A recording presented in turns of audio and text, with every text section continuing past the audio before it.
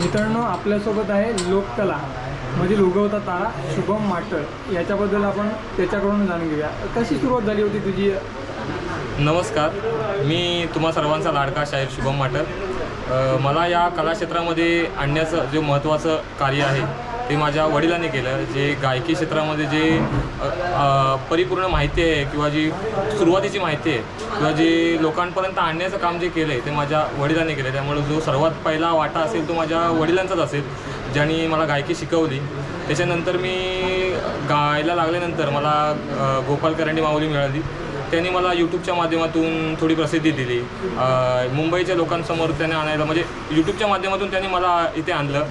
त्यानंतर हे आमचे नमन मंडळ आहे म्हाबळे जाधववाडी, ह्याने तर मला मोठा खारीचा वाटा आहे. त्यांच्यामुळं माझी ओळख सर्व रत्नागिरी जिल्ह्यातील किंवा मुंबई नगरीमध्ये झाली आणि आज मी त्यांच्याच माध्यमातून इथे आज मुंबई नगरीमध्ये आलो आहे. या सर्वांचे आभार मी मानतो की ज्यांच्यामुळे मी आज इथे सर्वांसमोर येऊ शकलो आणि धन्यवाद. कोकणातील यूट्यूबर्स या लोकांनी तुम्हाला आज दादर इथे कार्यक्रम करण्याची संधी दिली, त्या लोकांबद्दल काय सांगतील? ह्या मुंबई नगरीमध्ये मी प्रथमच आलो आहे. मुंबई नगरीमध्ये मला कोणीही ओळखत नाही, फक्त यूट्यूब आणि फेसबुक इंस्टाच्या माध्यमातून ओळखतात. आणि आज प्रत्यक्ष इथे आणण्याचं काम हे आहे जे या यूट्यूबर्स लोकांनी केलं आहे ते सर्वात महत्त्वाचं आहे. कारण का जर आम्ही कोकणातले कलाकार जर इथे मुंबई नगरी आलोच नाही तर आमची ओळख खरी होणारच नाही. कारण का मुंबई नगरीमध्ये समीरदादा तटकरे, ओमकार पड्या असे बरेच गायक आहेत ज्यांनी मुंबईमध्ये खूप रंगमंच गाजवलेला आहे. आणि आम्ही कोकणातले आहे ते कोकणवाले जिथपर्यंत मुंबईला येत नाही तोपर्यंत आमची कला इथपर्यंत पोचणार नाही. यूट्यूब किंवा इन्स्टा फेसबुकच्या माध्यमातून बघून तुम्ही मला ओळखता, पण प्रत्यक्ष आज तुमची माझी भेट होईल आणि जो मला प्रत्यक्ष तुम्ही कार्यक्रम बघून जे आनंद घ्याल ना, त्याबद्दल खरोखर मी यूट्यूबवाल्यांचे मनपूर्वक आभार मानतो. आणि हा माझ्यासाठी क्षण आयुष्यभर आठवणीचा राहील की हा माझा कार्यक्रम मुंबई नगरीतला पहिला जो कोकणातील यूट्यूबर्सनी लावलेला आहे आणि तो माझ्या आयुष्यभर लक्षात राहील. वडिलांची पारंपरिक लोककला म्हणजे जोपासतोय. वडिलांनी गायकी शिकवली, कधीपासून सुरुवात केली होती? सांगतो तरी पण मी एक मराठी शाळेत 5वी 6वीला असताना मला त्यांनी गायला शिकवलं. एक वाडीच्या नमनामध्ये एक गाणं म्हणा, 2 गाणी म्हणा, अशी छोटी छोटी सुरुवात केली. मोठ्या व्यासपीठावर सुरुवातीला नेलं नाही कारण का डेअरिंग तेवढी नव्हती. एक छोट्या व्यासपीठामधून आलो वरती. माझ्या आधी माझे पप्पा गायकी करायचे, माझे वडील गायकी करायचे आणि त्यांनी हळूहळू मागे पाय घेतला कारण का आपला मुलगा पुढे गेला पाहिजे. मुलगा पुढे गेल्यामुळे त्यांनी थोडे मागे घेऊन मुलग्याला पुढे सपोर्ट करीत त्यांनी पुढे घेतलं आणि तोच माझ्या आयुष्यातला टर्निंग पॉईंट बनला. काही भरपूर कठीण समस्या आल्या त्यामध्ये, काही विरोध झाले किंवा काही समस्या आल्या त्यामध्ये, पण माझ्या वडिलांनी ते खंबीरपणे उभे राहून मला वरती काढलं. तर त्यांचं योगदान म्हणाल ह्या गायकी क्षेत्रामध्ये, तर त्यांच्यामुळे आज मी ते लोकांपर्यंत पोहोचू शकतो. बघा मित्रांनो, याचं एक गाणं आलं आहे, माझ्या नमन कलेचा साजन. गीतकार आहेत अनिकेत कुळेदादा.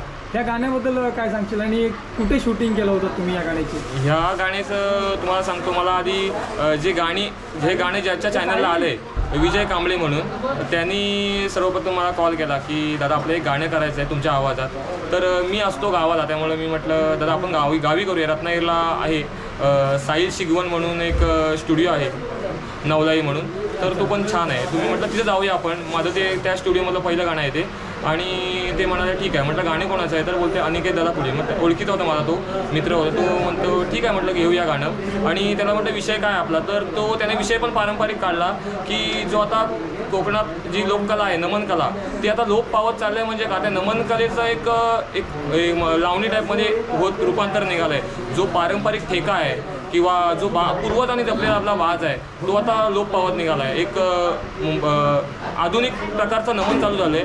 तर त्याच्यातून सांगायचं काय आहे, तर तो पारंपरिक आपला ठेका आहे तो म्हणजे लोप पावत चालला आहे. आपल्या पूर्वजांनी जे आपल्यासाठी केले, जे पेटारे वगैरे, पहिले लोक सामानासाठी पेटारे वगैरे भरून ठेवायचे, तर ते आता काय राहिले नाही पूर्वीचं. तर तो सगळं आता लोप पावत चाललं आहे. तर त्याच्यातून त्याचा संदेश द्यायचा होता की आपला पारंपरिक बाज काय आहे किंवा तो लोक कसा पावत चालला आहे आणि आपल्या पूर्वजांनी काय केलं आहे त्याची त्यातून माहिती द्यायची होती. अतिशय उत्तम असा संदेश त्या गाण्यातून आहे आणि गाणं पण छान रेकॉर्डिंग झालं आहे. साहिल दादा शिगवण यांनी केलेलं आहे. धन्यवाद दादा, खूप मोलाची माहिती दिलीस. तुमच्या नमनबद्दल सांगतो. तुमची नमन लोकाला पुरुषप्रधान असेल, पुरुषप्रधान आहे.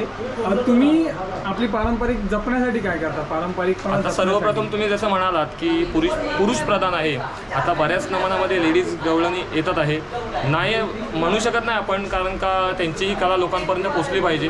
परंतु जे आम्ही पारंपरिक जपतोय, आम्ही पुरुष प्रधान असून सुद्धा तुम्हाला आता एक लेडीज पात्रांना लाजवणारं असं एक तुम्हाला चित्रीकरण दिसेल तिथे.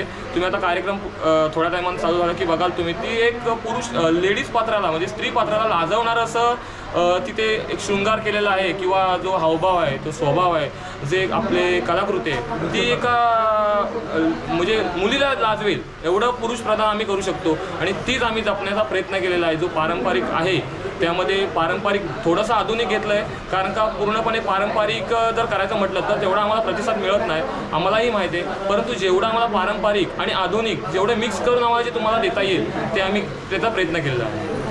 आता तू बोललास पुरुषाला लाजवेल अशी स्त्रीपात्र करणारी, म्हणजे स्त्रीपात्र साकारणारी कलाकार मंडळी तुमच्याकडे आहे, त्यांची नावं सांग मला.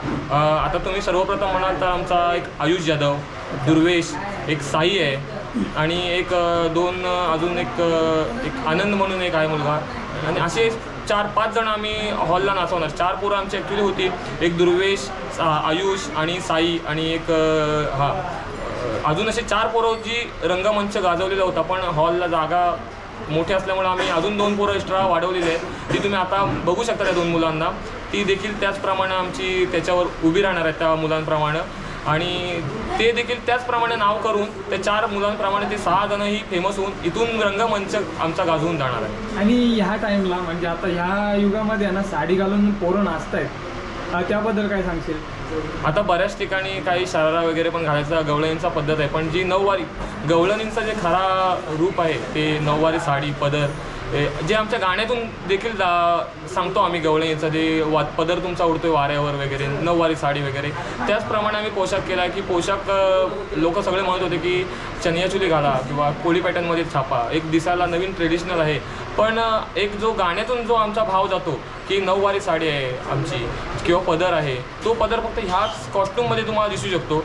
आणि तोच एक कॉस्ट्यूम गवळणीसाठी एक साजेस आहे, ज्यामुळे गवळण तुमची रूपवान दिसेल. त्यामुळे आम्ही तोच पोशाख करून आम्ही नाचणार. भलेही थोडंसं नाचायला प्रॉब्लेम होतो, पण त्यामध्ये जी गवळण दिसते ती तुम्हाला बाकी कुठल्या कॉस्ट्यूममध्ये दिसायला तेवढी खुलून दिसत नाही.